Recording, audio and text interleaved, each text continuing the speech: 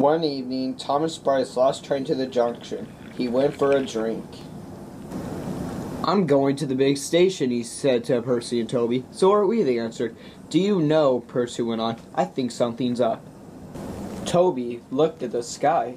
"Where?" "Down here, silly," laughed Thomas. "How," asked Toby reasonably, "can something be up when it's down?"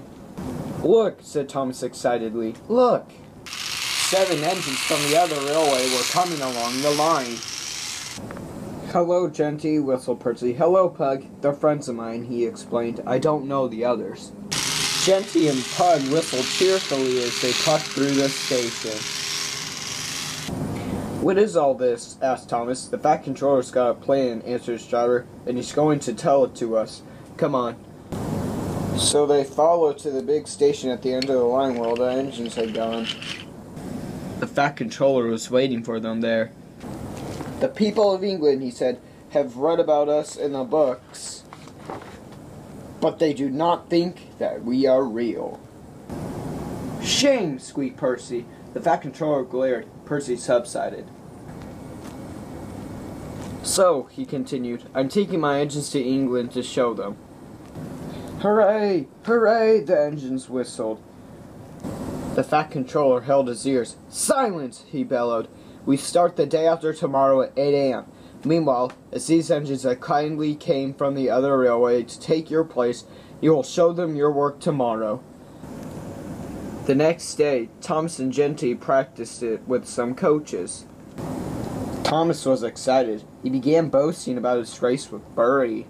"I whooshed through the tunnel and stopped an inch from the buffers, like this." The buffers broke. No one was hurt, but Thomas's front was badly bent. They telephoned the Fat Controller. "I shall send up some men," he said, "but they can't mend Thomas in time. We'll go to England without him." The next morning, the engines were whistling impatiently. The Fat Controller paced the platform. He looked at his watch. 1 minute more, he said, turning to the guard. "Peep, peep, peep," whistled Thomas and panted to the station. "I hope I'm not late. It isn't quite 8. "Thomas," said the Fat Controller sternly, "I am most displeased with you. You nearly upset my arrangements." Thomas, abashed, arranged himself on behind Percy without saying a word. The Fat Controller climbed into Thomas's cab. The guard blew his whistle and waved his flag. The engines whistled. "Look out, England, here we come," and the cavalry puffed off. The engines stood side by side in a big airy shed. Hundreds of people came to see them and climbed in and out of their cabs every day. They liked it at first, but presently felt very bored. They were glad when it was time to go. The people along their line put their flags out and cheered them home. "We're glad to see you," they said.